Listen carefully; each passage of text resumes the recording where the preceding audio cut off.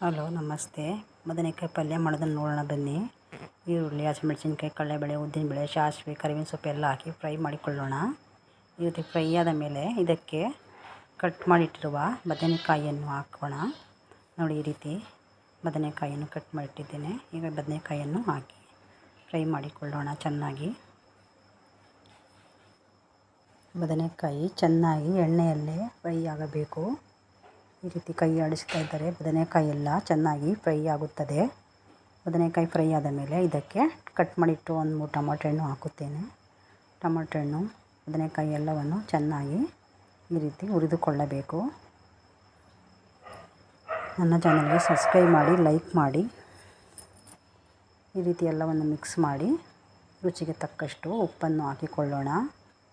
ಸ್ವಲ್ಪ ಉಪ್ಪು ಹಾಕಿದರೆ ಸಾಕಾಗುತ್ತದೆ. ಈಗ ಇದಕ್ಕೆ ಕೊತ್ತಂಬರಿ ಸೊಪ್ಪು ಹಾಕಿ ಮಿಕ್ಸ್ ಮಾಡಿಕೊಳ್ಳೋಣ.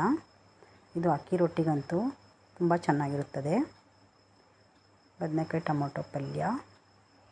ಈಗ ತಟ್ಟೆ ಮುಚ್ಚಿ ಗ್ಯಾಸನ್ನು ಸಿಮ್ಮಲ್ಲಿಟ್ಟು ಒಂದು 5 ನಿಮಿಷಗಳ ಬೇಯಿಸಿದರೆ, ಕೈ ಆಡಿಸುತ್ತಾ ಬೇಯಿಸಿದರೆ ನೋಡಿ ಪಲ್ಯ ರೆಡಿ ಆಗುತ್ತದೆ. ಈ ರೀತಿ ಚಪಾತಿಗೆ, ರೊಟ್ಟಿಗೆ ಎಲ್ಲದಕ್ಕೂ ಚೆನ್ನಾಗಿರ್ತದೆ. ಪಲ್ಯ ನೋಡಿ ರೆಡಿಯಾಗಿದೆ. ಈಗ ಇದಕ್ಕೆ ಅಕ್ಕಿ ರೊಟ್ಟಿ ಮಾಡಿಕೊಳ್ಳೋಣ. ಅಕ್ಕಿ ರೊಟ್ಟಿಯನ್ನು ಕಲಸಿ ಉಂಡೆ ಮಾಡಿಟ್ಟಿದ್ದೇನೆ. ಈ ರೀತಿ ಎಣ್ಣೆ ಕೈ ಮಾಡಿಕೊಂಡು ಈ ರೀತಿ ತಟ್ಟಿದರೆ ರೊಟ್ಟಿ ಚೆನ್ನಾಗಿ ಬರುತ್ತದೆ. ಎಣ್ಣೆ ಕೈ ಮಾಡಿ ಈ ರೀತಿ ತಟ್ಟುತ್ತಾ ಇರಬೇಕು ಕೈಯಲ್ಲಿ. ಒಂದು ಕವರ್ ಮೇಲೆ ತಟ್ಟಿದ್ರೆ ನೀಟಾಗಿ ಸಣ್ಣಾಗಿ ಬರುತ್ತದೆ. ಈಗ ತಟ್ಟಿದ ಮೇಲೆ ಗ್ಯಾಸ್ ಹಚ್ಚಿ ತವಾ ಇಟ್ಟು ರೊಟ್ಟಿಯನ್ನು ಬೇಯಿಸಿಕೊಳ್ಳೋಣ. ನೋಡಿ ಎಷ್ಟು ನೀಟಾಗಿ ಬಂದಿದೆ ಎಂದು ರೊಟ್ಟಿ. ಒಂದು ಚೂರು ಕಿತ್ತಿಕೊಂಡಿಲ್ಲ.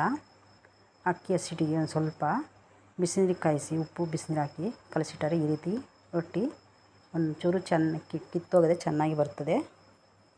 ನೋಡಿ ರೊಟ್ಟಿ ಹೇಗೆ ಬಂದಿದೆ ಎಂದು. ಪೇಪರ್ ಥರ ತೆಳುವಾಗಿ ಚೆನ್ನಾಗಿ ಬಂದಿದೆ. ರೊಟ್ಟಿ ಮಾಡಾಗಿದೆ. ಈಗ ಇದಕ್ಕೆ ಬದನೆಕಾಯಿ ಪಲ್ಯ, ಕಾಯಿ ಚಟ್ನಿ ಸರ್ವ್ ಮಾಡಿಕೊಂಡು ತಿಂದರೆ ತುಂಬ ಚೆನ್ನಾಗಿರುತ್ತದೆ. ನೀವು ಮನೆಯಲ್ಲಿ ಒಮ್ಮೆ ಈ ರೀತಿ ಮಾಡಿ ನೋಡಿ, ತುಂಬ ರುಚಿಕರವಾಗಿರುತ್ತದೆ. ಪಲ್ಯನೂ ರೆಡಿಯಾಗಿದೆ. ಪಲ್ಯ ಅಕ್ಕಿ ರೊಟ್ಟಿಗಂತೂ ಹೇಳಿ ಮಾಡಿಸಿದಾಗಿರುತ್ತದೆ. ನೋಡಿ, ಕಾಯಿ ಚಟ್ನಿ ಅರೆದಿಟ್ಟಿದ್ದೇನೆ. ಇದನ್ನು ಸರ್ವ್ ಮಾಡಿಕೊಳ್ಳೋಣ. ಬೆಳಿಗ್ಗೆ ಟಿಫನ್ಗೆ ಚೆನ್ನಾಗಿರುತ್ತೆ.